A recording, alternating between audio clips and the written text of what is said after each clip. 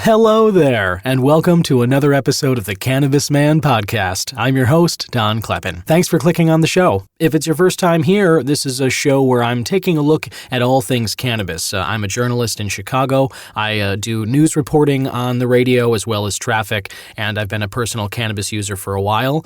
And I decided to take that experience in newsrooms and in broadcast settings and take a more investigative approach or at least chronicle in a journalistic fashion the change that we're seeing regarding cannabis being slowly normalized into our society in a way that alcohol and tobacco and some other substances have been for a long time. I'd like to start by thanking you for the ratings and reviews. Those have been pouring in different ways for the last couple of weeks, and I really appreciate the outpouring of support. If you haven't yet, you can use whatever app or platform that you're using to listen to this right now. There's a ratings function in there. Spotify, Apple, iHeart, etc. Anything at all. Subscribe, rate, review. That always helps me out a lot, and thank you so much to those who have done that already. I also wanted to share with you right off the bat here, there is an exciting new function that I've been toying with the last couple of weeks. You may have noticed it, maybe not, but check this out next time you have a moment. If you look at the description, the writing underneath the episode title, again, whichever platform you are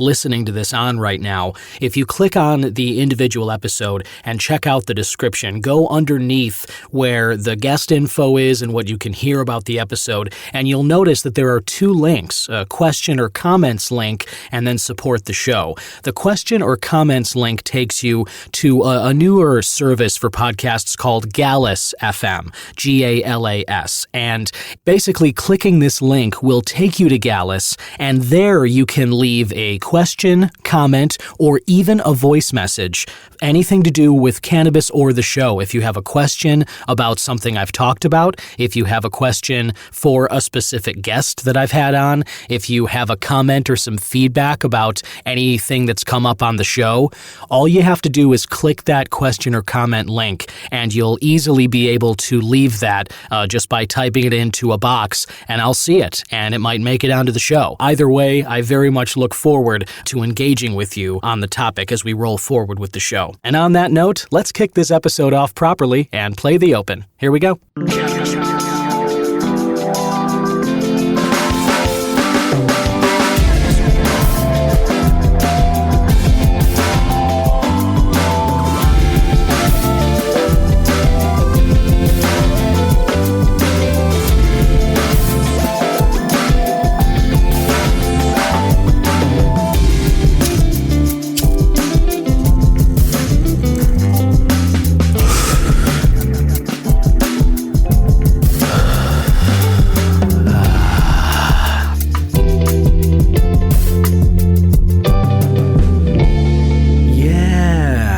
Listener, if you don't know, that is an original work right there. That is my friend Yusu Kim, who goes by the musician moniker Good Son, and check out his Instagram page or his website. He puts out great music on the regular and is performing all the time, so if you like that, definitely check out more of his stuff. Let's get in now to the News Joint Wrap, brought to you by IllinoisNewsJoint.com. Think of it as the joint you can hit for all your Illinois cannabis news and reviews. And let's start with some relatively big news, I thought, for Illinois. Cannabis smell. No longer probable cause for vehicle search. This is some relatively recent news. An appellate court ruling in Illinois' 3rd District delivered a judgment that the smell of burnt cannabis alone did not provide an officer with probable cause to search the vehicle. That's from Associate Judge Daniel Dalton of the Whiteside County Court. This all stems from a traffic stop that happened in May of 2020. An officer conducted the stop after the driver disobeyed traffic laws. The officer approached the vehicle and smelled a strong odor of burnt cannabis emitting from inside.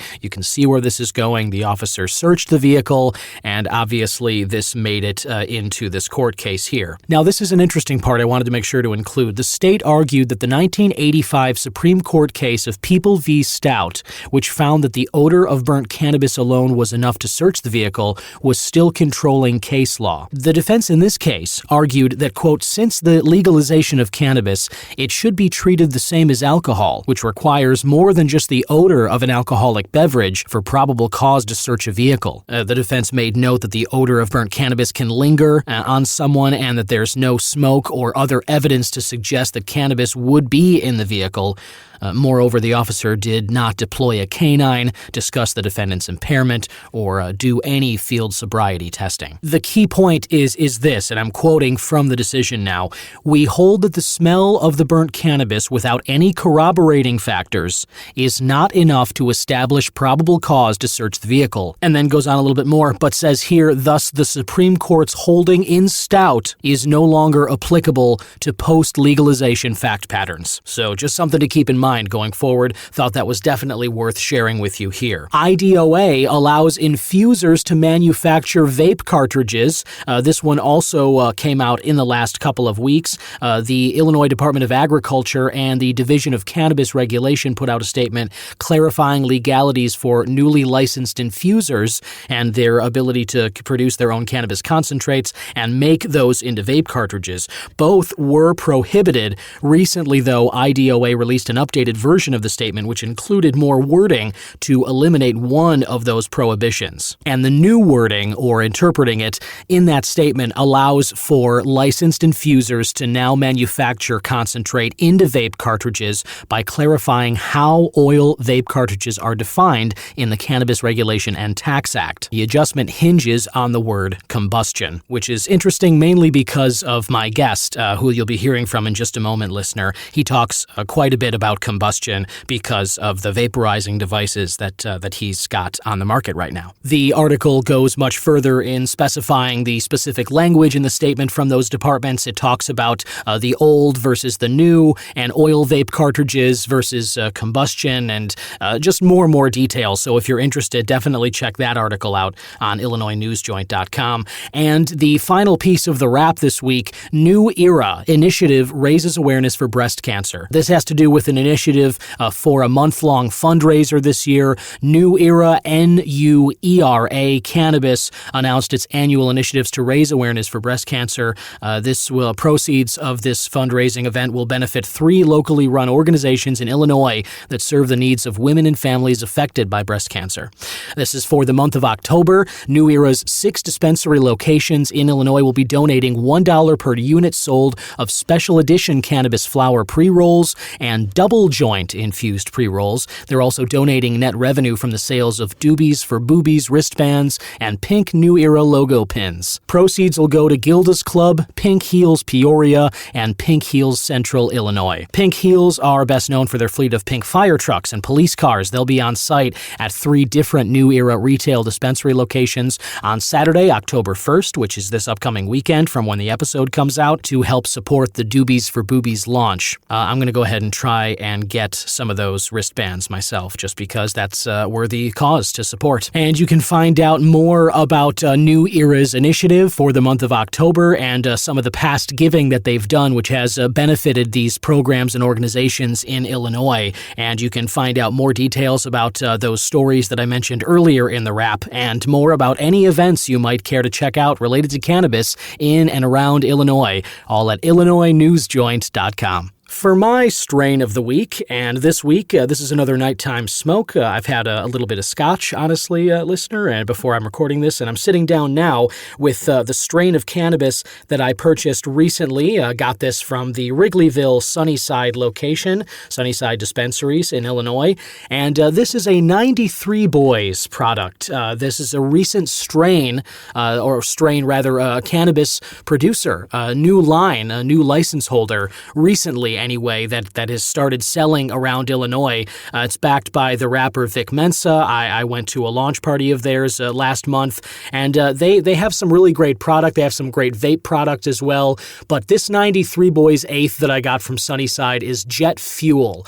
This is a cross strain from between Aspen OG and High Country Diesel. That is the crossover that gets Jet Fuel from 93 Boys.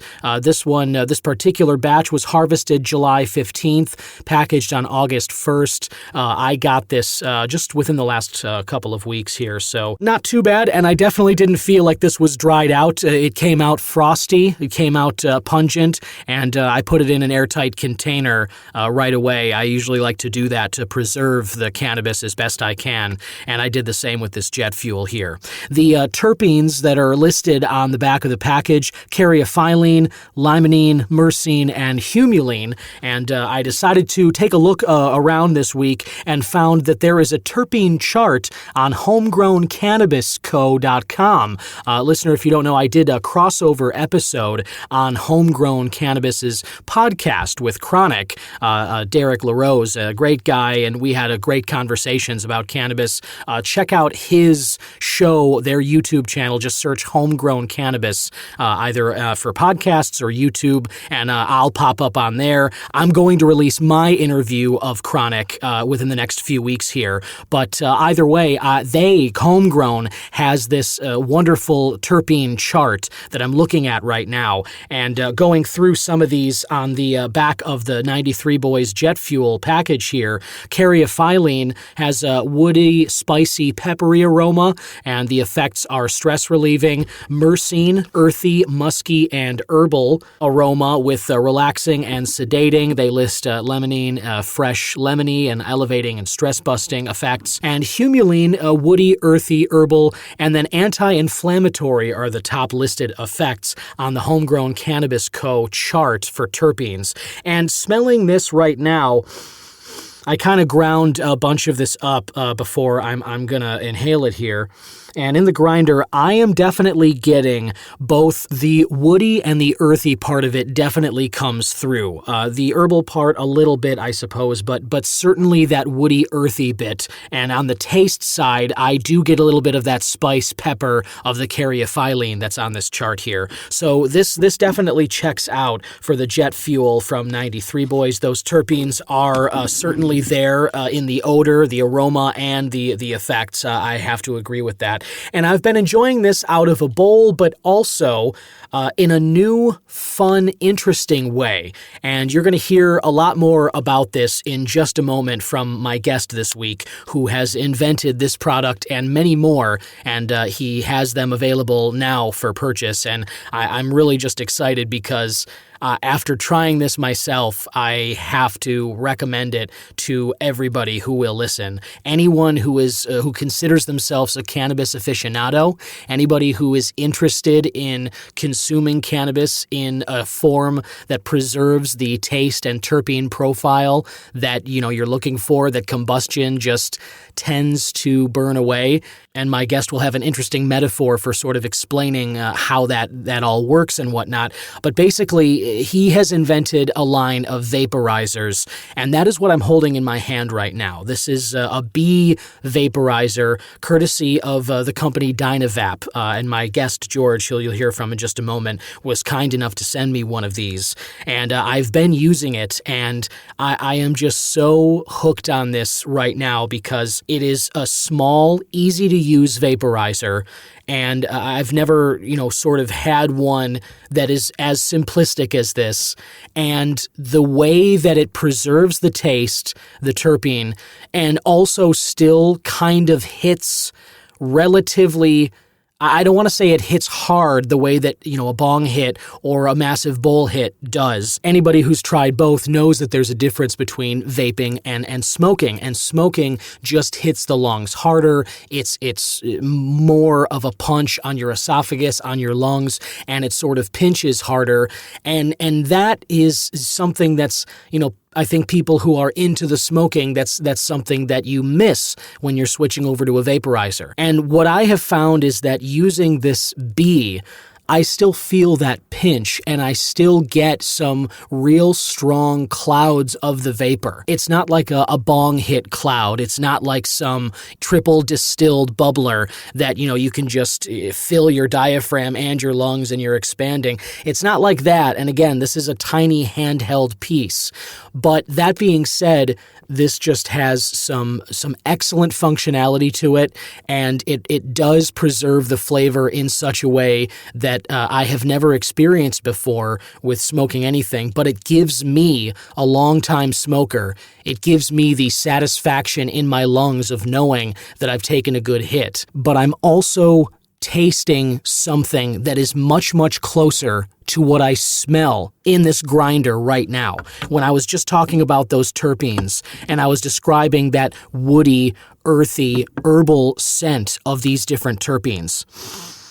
You know, when you smoke that, you burn the plant matter, you cannot help but, just like burnt toast or burnt bacon, when it's burnt, it affects the taste profile. It changes the makeup and it changes your perception of that taste and all of that. And that is the same when you're smoking stuff. This vaporizer is just so smooth and has been so fun for me that I wanted to mention it to everybody. And I'm going to record a short video of this so that I can kind of show exactly how it works, because I think once you hear this little click here, you may want to see what it is that I'm working with.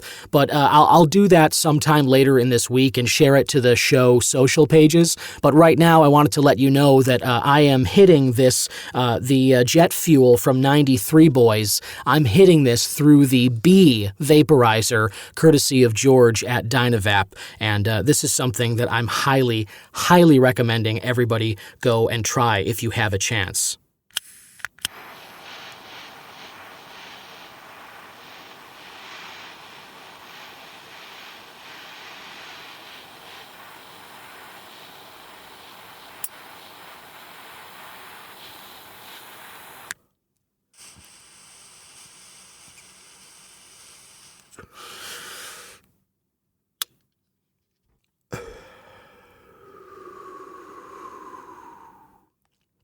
Lovely. Listener, my guest today has a very exciting line of products to talk about. He's a cannabis entrepreneur, and he specializes in some vaporizing devices, battery-free dry herb vaporizers, and they provide exceptional flavor, and I'm very interested to kind of talk a little more about them. Listener, please welcome George Breiwa of DynaVap. Welcome, George. Thank you, Don. Really happy to be here. Yeah, thank you so much for taking the time. I usually just kind of like to get started with these just by getting to know you a little bit. How did cannabis first get on your radar? It was a while back after I got out of the military. I was finally in a position where it's like, I can give this a try without the risk of any significant consequences. And I found right out the gate that, this is rather interesting.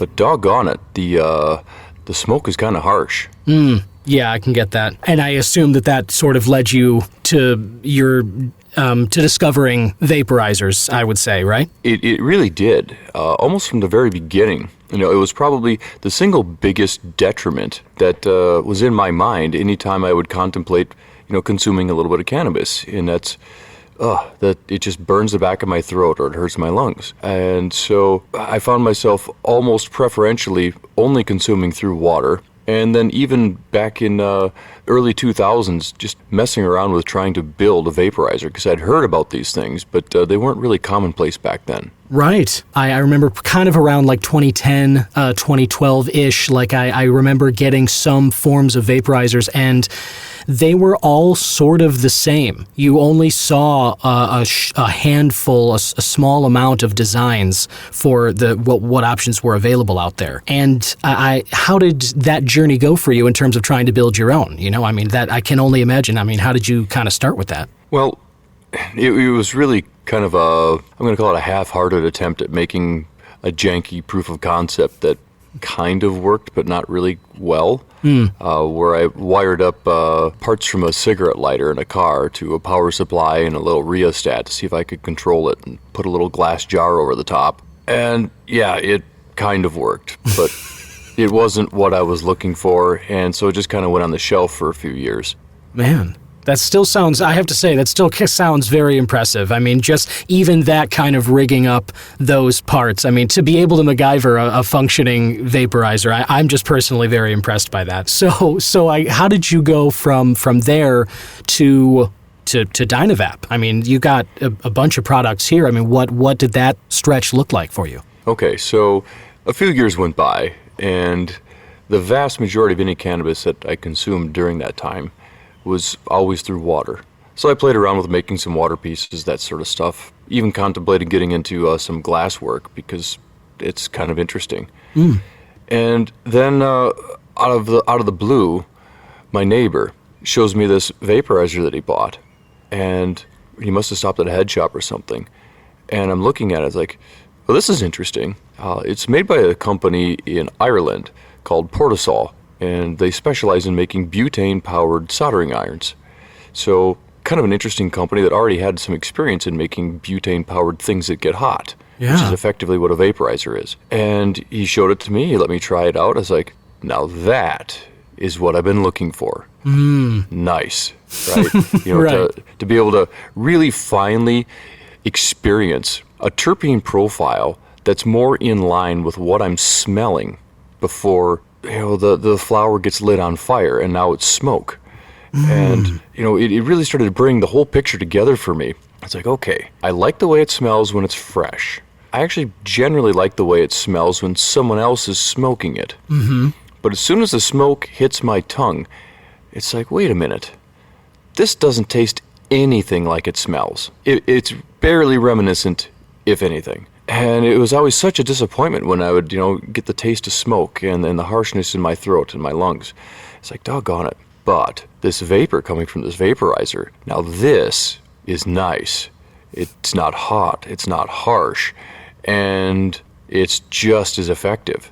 Man. And it was just kind of a threshold moment for me, right? Yeah. So I started doing my research, and I started looking around, and this is 2012. And what I come to find is that there just weren't many options on the market, and the few that were out there, anything that was of any decent quality that had any reviews was generally very expensive, more than $200, and many of them over $3. And if it had a battery, it didn't last very long. So I ended up buying the exact same model that he had, thinking that, butane's kind of nice because it recharges in seconds and it doesn't contain electronic components. Because even though we love our electronics in our society, you look, they're everywhere. Right. And they're extraordinarily useful and can do some amazing things. Electronic things just tend to be, prone to failure. And they don't tend to last more than a few years. There's exceptions. We got some smartphones that might last 3 or 4, maybe 5.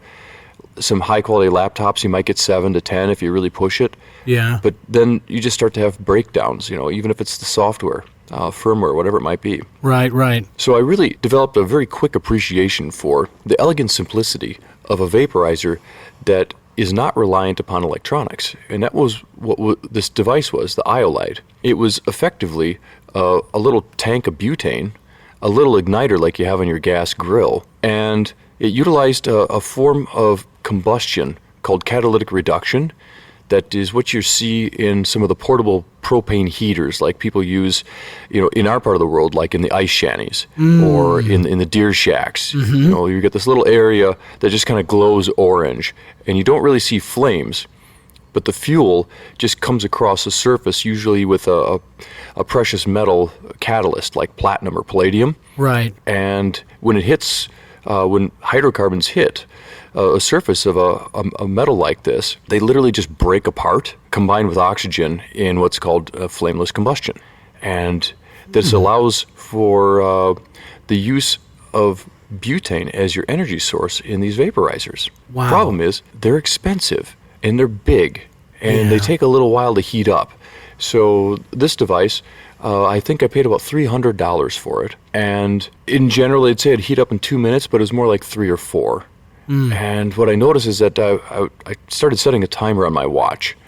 I'd turn it on, I'd walk away, and I'd just distract myself with something else while this thing is warming up. And I'd come back in the room, and the first thing I'd notice is, there's all my terpenes in the air, right? Right. And it still worked, and it was much better than combustion. But this really led me to, okay, there's something missing from this experience. Right.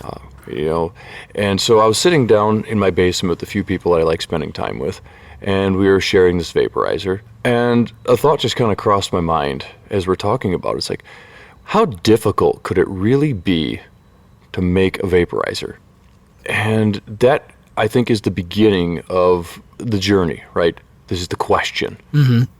Because in concept, what is a vaporizer? Well, it's nothing more than an oven and a straw.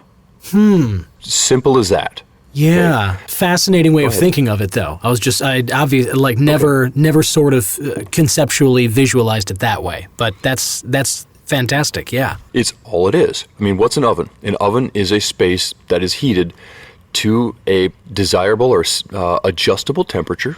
It heats up to that point and it maintains it, right? Right. You can adjust it. So the fun thing is, when you use this oven analogy, the reality is you could put your cannabis in your oven at home, and it would effectively perform the same function as a vaporizer. Right, if you could somehow work a crazy straw in, to like some, pathway into the oven, and if you had your cannabis in there and you could somehow just use the straw to get the air out, that could be the thing. Exactly that. So here I sit. Now, how can I do this?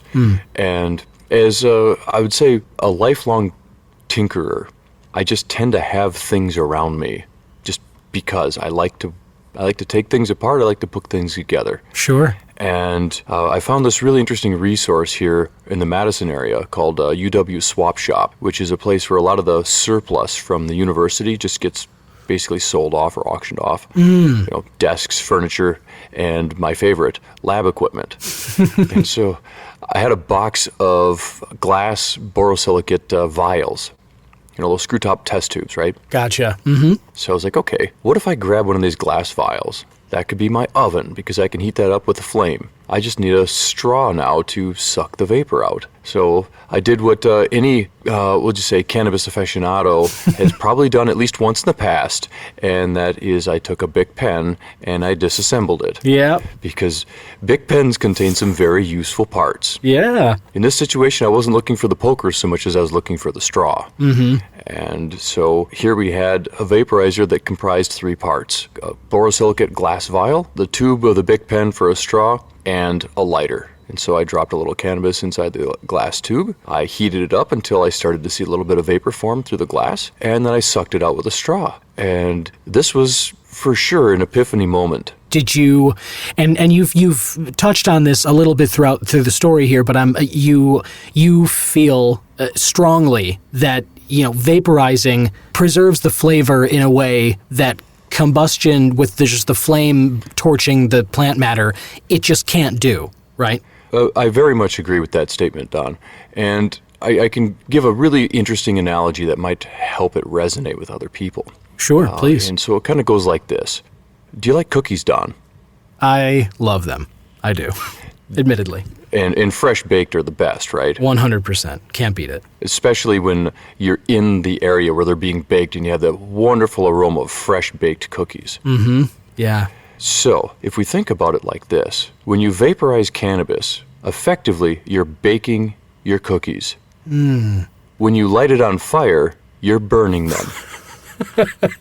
Oh man, that's just, I laugh because now I don't know if I'm ever going to be able to light it up, in a combustion sense and not think of that, just torching a perfectly good batch of cookies and it sucks but the way it makes perfect sense to me, and I see the sense in that. And when you said before cannabis aficionado, this vaporizing seems to me like akin to wine drinkers, elevating their palate and being able to kind of suss out the nuance of flavor. And that's part of the pleasure of drinking that, if that's sort of your thing. Or as you were saying, something delicious like cookies as well. But that flavor profile, the taste, which is one of the pleasures of cannabis as well, it does make so much sense that you can't enjoy that flavor if you're just taking a flame right to it versus toasting it and kind of baking it appropriately to preserve that. And it seems to me that's kind of what DynaVap is all about. It's exactly that. And so I can kind of further the whole conceptualization here, because it's just kind of fun. Right? Yeah. So if we use your wine analogy, for example, if you talk to someone that actually cares about wine, they will likely have a pretty significant preference in terms of the temperature that their wine is served at and the shape of the glass that it's consumed from. Right. And why is this? It has to do with an incredibly important attribute of enjoying substances like this, and that is the aromatic parts of it. Right, okay? right. So when you put your red wine in a large glass so you can aerate it, so you can create the aroma, and if you just visualize, you've got this glass of red wine in your hand, and you're about to take a sip. Well, what happens right before you take that sip? Get a nice sniff of You the... sniff it. Yeah. Okay. No different than a nice brandy or a whiskey, right? You know, this is why whiskey or brandy is served in a snifter. Right? Right. So we can incorporate the sensations in our nose, and we can start to dissect all of the intricate aromas of this is sometimes intricately crafted beverage. Right, right. And cannabis, go ahead. Oh, I was just going to say, which again is makes sense as well, because I know that a large part of our taste comes from the olfactory nerves. It's smell and the absorbing the odor of what we're consuming is it informs our brain of what to expect in terms of a taste profile. 100%. And so here's where it gets super interesting, and that's when we think about cannabis. Cannabis is likely one of the most aromatic plants that any of us encounter on a regular basis. Yeah. Okay? It's extraordinarily aromatic, and it's also extremely recognizable. You're not going to walk into a room where someone's just taken a puff and not notice. Right. You can't even walk down like a city block where it's happening and not notice typically, right? No, it's incredibly recognizable.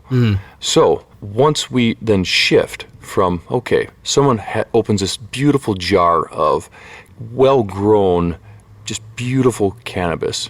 And the first thing that anyone that I've ever encountered that appreciates cannabis, what do? Go right for the sniff. Smell it. Yeah. Exactly. It's the first thing that you do when someone is sharing some cannabis with you. It's almost like introducing yourself. Oh, right. Hi, I'm so-and-so. I am a new strain of cannabis you haven't encountered before. Take a sniff. And so it gets the whole process started. But how often is it that you smell this cannabis and then you light it up, that you can detect all of this, the similarities and the analogs from what you're smelling and what you're tasting? There's some there, but it's generally quite a contrast. Right. And I can say it's similar to when you walk into the coffee shop, and the coffee shop just smells absolutely delightful.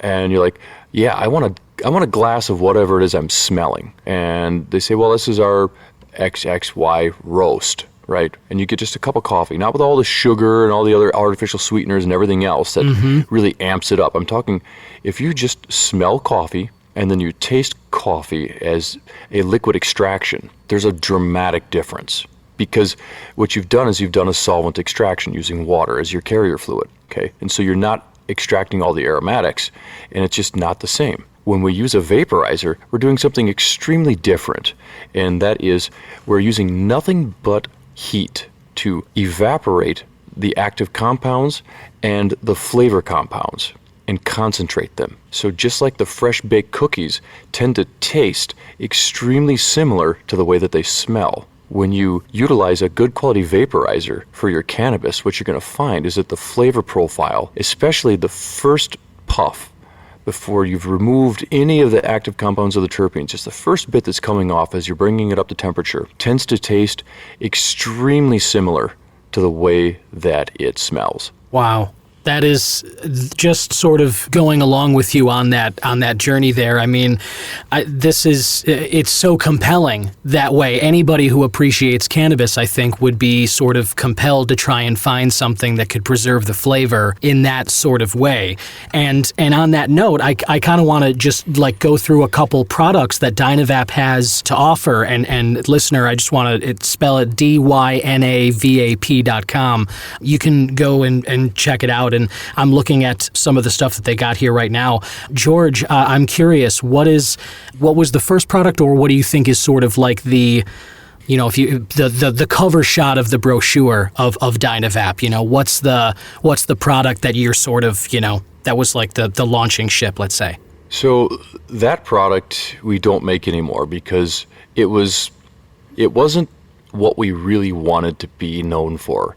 So the first product that I made was actually an evolution of the glass vial. It was a glass tube. As that glass tube evolved into something, with the intent of making it more simple for any person that doesn't understand physics, or even one that does, to consistently and reliably be able to utilize a simple flame or anything that's hot to use nothing but heat to extract the active compounds from their cannabis is where kind of the signature component of all our devices came from, and that's our cap. And our cap is this tiny little piece of very thin metal that contains a thermostat. And when I say tiny, it's 10 millimeters in diameter and about 27 millimeters long and weighs less than a gram. That is tiny. And this tiny little thing allows for any person that has one of our products to utilize nearly any available heat source to basically heat up their oven to a very known, consistent, and reliable temperature, and then using just a little bit of suction, extract all of the active and desirable flavor compounds off of their favorite strain of cannabis. Nice. So, that first unit made out of glass, they tended to break. They weren't very durable. We wanted something more durable. And so we figured out ways that we could, create a thermal break or a separation between the oven and the rest of the device so it wouldn't get so hot. And anyone that's ever used a one-hitter knows that after that first hit, the thing's hot. Oh, after yeah. the second one, it's very uncomfortable. Totally. And Can't so, really pass that to somebody in good conscience. It doesn't work nice. Right. But that's one of the hallmarks of our devices is, although you've got your oven that can be operating at temperatures well above 400 degrees Fahrenheit, the part that hits your mouth and the place where your fingers go tends to stay very comfortable temperature. That's fascinating. And so if you were to go to our website, we just launched a product actually about a week ago. And this product is probably one of the most exciting products we brought to market in about 5 years, because we've taken all of our knowledge and experience that we've gained over the last 6 years of making these types of devices and tried to distill it down into the simplest vaporizer we could possibly design. And it is so fun, Don, because we've been able to refine a vaporizer down to 5 total parts.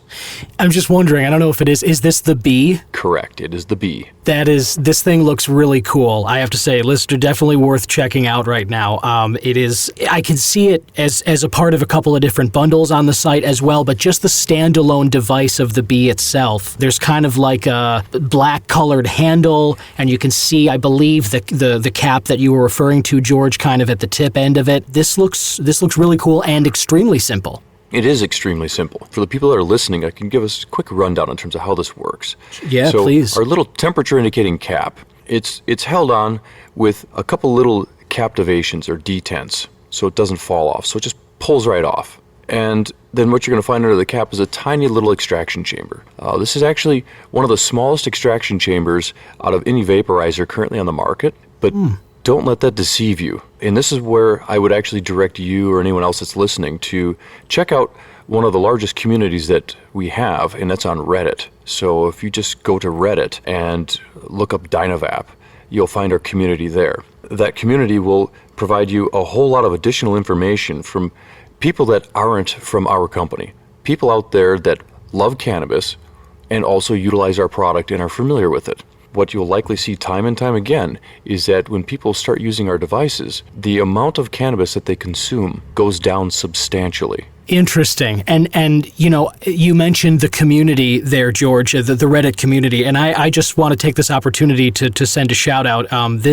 Someone reached out, I won't name just in case they don't want to be named, but someone reached out and just let me know how much they enjoyed your products from DynaVap, and were just so glowing in their review that's what led me to go to the website in the first place and kind of reach out to you to set up this interview and to kind of share it with more people. So you're right on the money, and I can see on Reddit right now the DynaVap community as well. This is your products have gotten people pretty excited. I can say that already. Yeah, it's been a pretty exciting moment for me, Don, over the past couple of years, watching this community grow and also watching how much positivity that there is in this community. And that's another thing that we really try to do our best to nurture, because I feel like we as a company would not be anywhere near where we are at if it weren't for the sharing of our product throughout the cannabis community. And it's such a beautiful thing where you'll just see examples of people that are struggling and how others in the community will help them out, will pick them up, and in some cases some community members sending other community members devices and product for whatever reason. People having things stolen or damaged or lost or whatever it might be. There's just a tremendous amount of positive energy going on in this community as we are all almost like rediscovering cannabis. It's such an interesting moment, at least for me, to watch all this happening. I'm right there with you, George. I feel that regularly. I just, this is, admittedly, I'm still kind of in the early stages of this show, but the few months I've been doing it, and also, just being a personal cannabis user and the community itself, I've been, as I mentioned on the show, like it's sort of a 15-year, around that point journey for me, and watching it move to where it is now, these last few years, the excitement and the camaraderie around cannabis, and what's even more encouraging is kind of, as you said, how people have each other's backs, how people are wanting to be there for each other, and then they are. There's so much about what's happening with the cannabis movement now that's just inspiring, I think, just to see the kind of good nature that you can see from humanity all around, and it's really manifesting itself in cannabis. It's beautiful, isn't it? Yeah, it really is. So, Don, to use this device, back to the beginning, we take the cap off. It just pulls right off. You see the small little oven or chamber there. You can break just a little bit of cannabis and put it right in there, almost like a one-hitter. Grinding is not needed, but it certainly changes the experience. From there, we put the cap back on because this is a vaporizer. It's not a smoking device. Although you can smoke in it, if you really want to have that true terpene profile, you put the cap back on and use a lighter or your whatever heat source you have available, and you heat the side of this cap. And you can reference videos, things like that, and see how it works. And what happens is there's a couple of thermostats that are built into this cap that will click very noticeably, somewhat loudly, and you'll actually be able to feel it in your fingers when it happens, so you can use the device even in a loud environment like a concert and still know, my device is ready. The timer's gone off on my cookies. And then you just bring it to your lips and take a little puff. Wow. So I'm glad that you mentioned that, George. I did see a video that sort of indicated the click that you're talking about when the appropriate heat level has been reached when, you're toasting the cap there. That click is audible, but it's really cool to know that you can feel it in the handle as well, because that, as you said, in a loud environment, that seems really, really cool. I also want to, just because I think that this is an interesting thing, it's functional as like a basic one-hitter too. If somebody were so inclined for whatever reason, you could just smoke through it like a normal tube as well. Yes, and it is also compatible with concentrates. So we do make a little accessory called a DynaCoil that is a single piece of kind of highly engineered titanium that you can heat it up, you can dip it in your concentrates and soak up whatever type of concentrate you like, put the cap on, heat it until it clicks, and it can function almost like a dab rig all in one. Wow. That is incredibly fascinating, and I just want to go back to all the while keeping the sort of intense heat away from your fingers and your mouth on like a pretty small, metallic piece. These are very, very cool, and I definitely encourage people to check out DynaVap.com and look at some of these products. George, thank you again for stopping by. I just wanted to jump into these quick hits questions if you're game for these. Are you game? Perfect. Love to. All right, cool. First one I usually start with people. Quick hit is, are you a morning bird or a night owl? Night. Night owl. Right on. Yeah, definitely. Cool. Okay, and then let's see. Favorite cuisine, like if you're having a special meal, birthday, or a celebratory dinner, where's a restaurant or what's a meal that you definitely want to hit? Well, I'm feeling like Thai today, so we'll say that. Thai, yeah. I love red curry duck if I can, if I'm at a Thai place. I'm definitely into something like that for sure. Drug of choice, meaning like your daily thing. You mentioned coffee before. I sort of maybe, I don't know if you're into that, but wine, beer, like what is kind of a daily thing for you? That's a fun one. So I definitely like to have a little bit of cannabis most days, usually in the afternoon. Mm-hmm. But I find that I've really kind of backed off on alcohol and even coffee And I find that also there's some other drinks that are made out of some other herbs that are really catching my attention, like say kava kava and kana, if you're familiar with those. No, I'm not. What are those like? I'd love to check them out though, if I can. So kava kava is an extract from a root that's common to the South Pacific. It tends to have a very nice calming effect. You can actually buy various things that contain kava kava even on Amazon. Kana is also an extract from a root, but this one's from Africa. It's a succulent, and it also tends to have a calming effect. But in addition to that, it tends to just give you kind of a generally good feeling of, I feel good. I'm kind of happy. It's not real strong, but it tends to help pick you up a little bit if you're maybe feeling just a little bit off or down. Nice. Yeah, those sound great. I'm definitely going to take a look for those. Those both, kava kava and kana, was that right? Yes. Got it. Yeah, those sound really cool. Definitely into some happy drinks because, man, I love coffee. I say this all the time. I'm into it. I love coffee and cannabis, but there are times in an afternoon where I feel like the coffee I had is making me a little angry or irritable or something. And fun little tip here, Don. Your DynaVap device is actually really fun to use with coffee as well. Because keep in mind, this is not just a cannabis vaporizer. This is a thermal extraction device. It's a tool that allows you to selectively extract compounds from effectively any type of biomass. So, a little bit of coffee in here, well, it will give you an experience that you may have never had in the past, and that is, it will taste, I'm going to say 90 to 95% like your coffee smells. So basically you're vaping the coffee grounds then? No different than you would your cannabis. And because we're just effectively releasing the aromatics from the coffee and concentrating them and sending them right through a straw into your mouth, you will be tasting what you are smelling. Wow. It's delightful. Yeah, I'm sold. I cannot wait to try that. That sounds amazing. Okay, next quick hit here. Music. Any group or band or style if you're trying to get jazzed up or even maybe at the end of the day and you're in the car by yourself trying to unwind, what do you put on?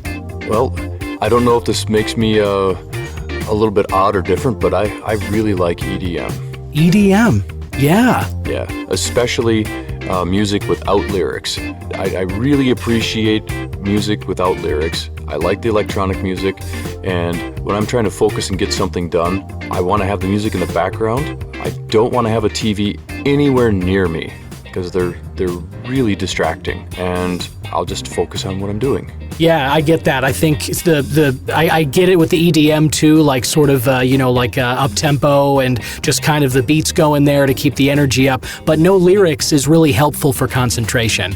I totally think that preserves the focus. And then final quick hit here, movie or TV.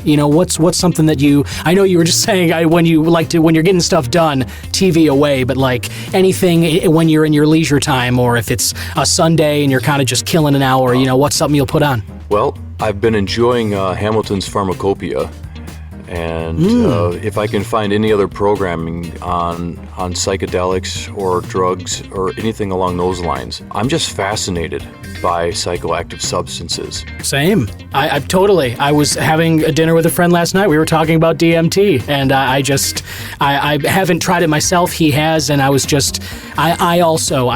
right there with you. Psychedelics and some of the research that's being done too, showing what their capabilities are in terms of brain health is very exciting. It's incredibly exciting, and it's a massive relief for me to see that the research is finally being done, even though so many people, or I shouldn't say so many, a number of people tried extraordinarily hard and took extraordinary measures to make it extremely difficult to do the research. Oh yeah, it sort of overlaps with the cannabis thing too. I always talk about this manufactured misconception of the 1900s where, there are all these people, we had this reefer madness, we had all this marketing and this advertising, this sort of driven stuff happening to try and turn people against these things and paint them with a very, evil, negative brush.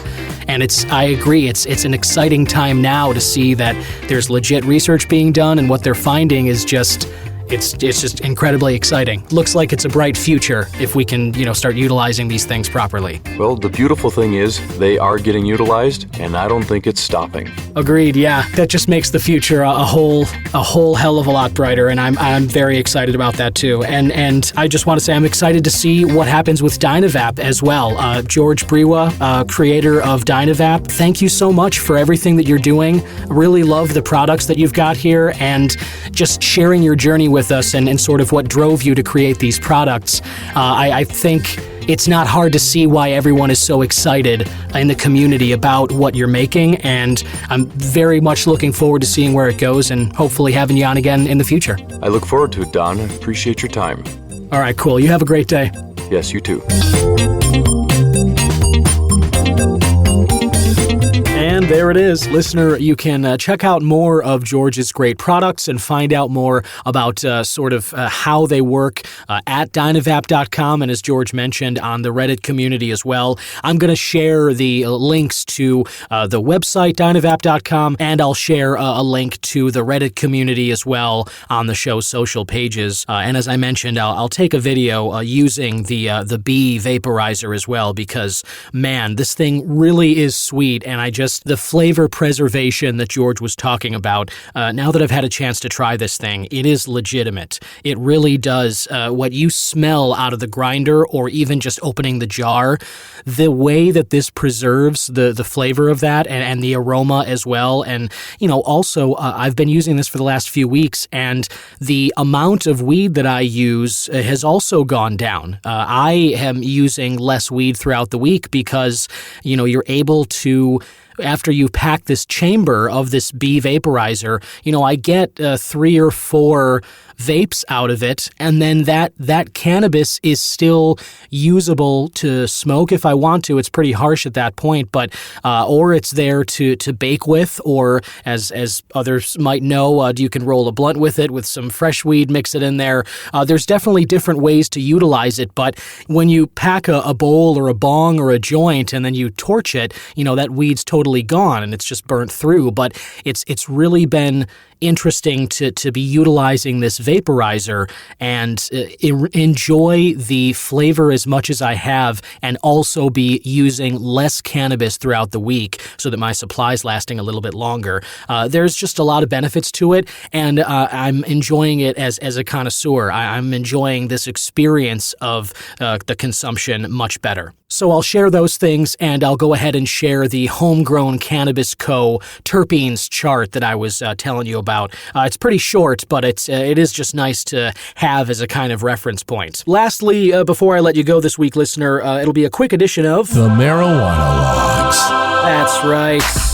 That's right. This is the Marijuana Logs segment, where I just talk a little bit about some issue that is plaguing the cannabis industry. And this one comes from a website I have admittedly not visited before. It's news.kgnu.org. It's an article from earlier this month, September 8th. And the headline reads, "The cannabis industry has a waste problem, and the solutions could change packaging norms beyond marijuana." Dispute with the word marijuana versus cannabis aside, the issue of waste is a real one, and I thought I would take the opportunity to talk about that. I think anybody who has gone to dispensaries and purchased cannabis in a legal capacity since it has become legalized in different states, I think all of us can recognize just offhand with our own experiences that yes, there is a waste problem, because if you buy it by the eighth or you buy it by the gram, you buy a pre-rolled joint, they all come in their own tubes. There's bags that come, that house the products when you walk out of there. There's just a lot of plastic. There's a lot of paper. These are all sold by different sized units. And I just think that having gone to these dispensaries myself, the issue of waste definitely leaps out at me as a problematic one. This article is talking talking specifically about Colorado, but that state's Department of Public Health, they took a survey, the Public Health and Environment Department, in 2019. They found that cannabis industry, just in that state alone, was producing around 7.3 million pounds of cannabis plant waste per year. The year before, Denver officials found cannabis grow operations accounted for 4% of the city's overall electricity use as well. So that's just Colorado, and that's in 2019. As these cannabis businesses grow state by state, how many millions of pounds of waste countrywide, worldwide, is that going to be generating? So this issue of packaging the different products that we have, legalizing cannabis, decriminalizing it first at this point, is very exciting. But admittedly, I think we all know and can see that there are still a lot of problems staring us in the face, and this has not been an easy transition already, and we're not even halfway where we need to be. A little bit later on in the article, it says confusion over what containers are best for the environment and the proper way to dispose of packaging is a problem that touches all industries, not just cannabis, but that confusion is felt at all levels, from the consumer standing by the bins all the way up to the product producer and even at the recycling center. So it's just another problem that is staring the cannabis industry in the face. It's one that, as the article mentions, it faces all industries. I mean, we think of Starbucks. You can think of lots of other, maybe fast food experiences or other businesses you interact with. They're wasteful too, and this is not at all just a cannabis industry problem. The climate is obviously something that is top of mind right now as we see more and more extreme weather events and such, and we're looking for ways to reduce greenhouse gas emissions and sort of clean up waste and reduce the kind of imprint and all that.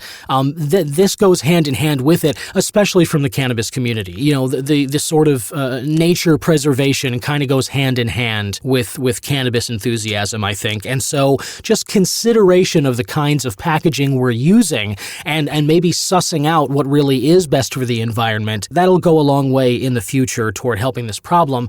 And it makes me think of the conversation I had in one of my previous episodes with Michael Eshbe, founder of Packageawea.com. They're kind of looking at this problem as well. They're trying to figure out a solution. They have biodegradable packaging, they have recyclable bags and such, and they specifically are looking at the kind of sustainable packaging, recyclable stuff that is going to reduce or hopefully eliminate a lot of this waste. And maybe if we can figure out some kind of recycling program, imagine if there was some drop box outside of dispensaries, like a Sunnyside, like a Curaleaf or a New Era. Imagine if there was like a drop box, like a mailbox or a library bin where you drop your books, but for your cannabis packaging. And when you go back there to buy your new cannabis products, you could drop off the bags or the pouches or the jars from your last trip there that are now empty. That kind of thing, this kind of system might sort of really help eliminate some of the waste that is being generated and is just going to be continued to be generated at an even higher pace when the cannabis expands a little bit more. So anyway, I'll share this article on the show's social media pages as well. Listener, look for it throughout the week, and just consider that the waste problem, not just with cannabis, but in all facets of life. Any way to eliminate some waste or recycle products, or just try and take the boot off the neck of the environment in any way that we possibly can. I think that's always a good move if it's possible. So that's all I got for you this week, listener. Thank you so much again for tuning in. I'll be back again next week with another guest interview and some more cannabis-related stories and news events and maybe products to tell you about on the Cannabis Man podcast. Bye-bye. Cannabis Man is an original production of myself, Don Kleppen. Original theme music by Yusu Kim, a.k.a. Goodson. Other music by Pat Perez, and logo designed by Vorbroker Media. If you like the show, please rate, review, subscribe, and share whenever you can.